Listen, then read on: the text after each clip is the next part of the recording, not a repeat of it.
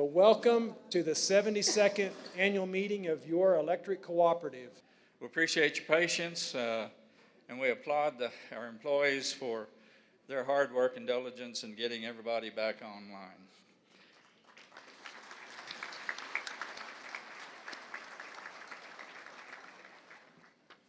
Good evening.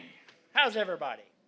Tri-County has always recognized what's called a joint membership, and by a joint membership, that means there is rights of survivorship. So if you and I are joint members and I die, the whole membership goes to you. And what that means is that membership stays active so long as 2 or more people are alive that are in that membership. We also have a situation where if you have multiple members that are joint members, notice to one is notice to all. A waiver by one is a waiver for all. Do you adopt this proposed bylaw change to allow 2 or more people to be joint members? If those people in favor would say yes, I would appreciate it. I would declare then that it has passed, that the bylaw change has been approved.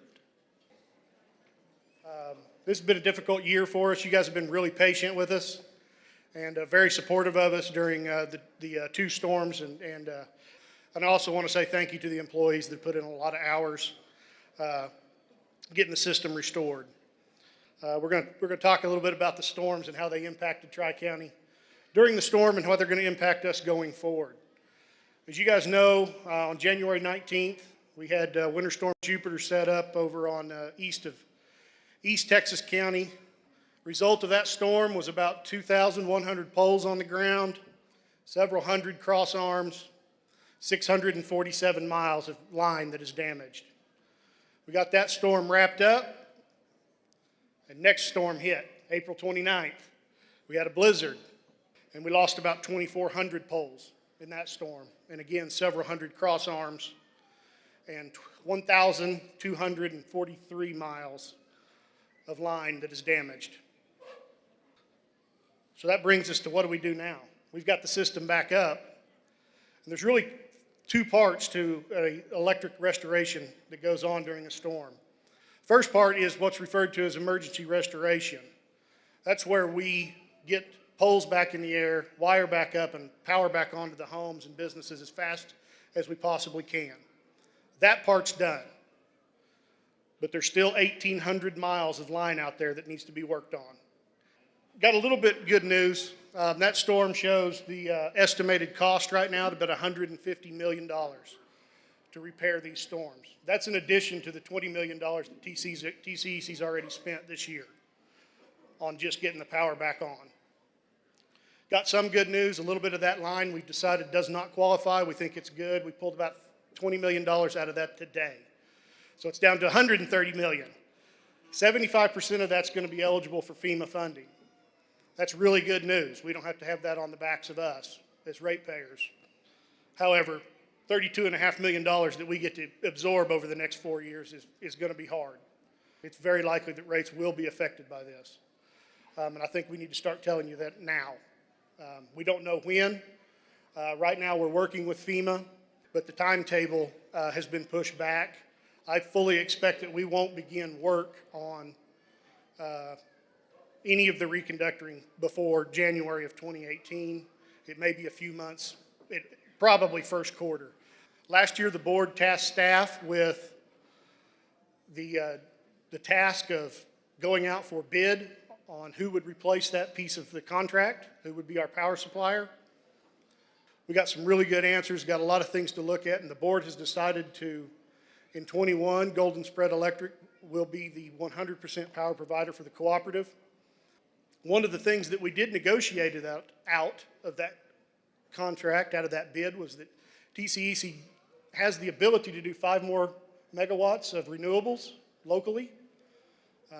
So we've kicked off a study of making sure that that's still economically in the best interest of the entire membership. I always want to open it up for questions if you have any of those. We got some mic runners.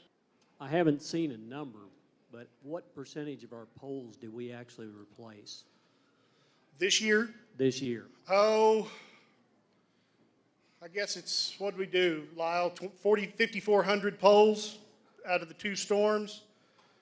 Zach, Yes, sir. we're hearing about these 800 wind towers for the Oklahoma Panhandle. Yes, sir. Is there anything to that? Or are we going to get power from them, or is it going to be transmitted out of here? There is that's the wind catcher project is what that's referred to, and that is AEP PSO Oklahoma that is doing that. And they are building a generation lead line from Tulsa to just west of here, out in just to the east side of Cimarron County. Right now, that line is being touted as a generation lead line for all 800 wind turbines, and all that power will be dedicated to them. And it will not touch us, supposedly.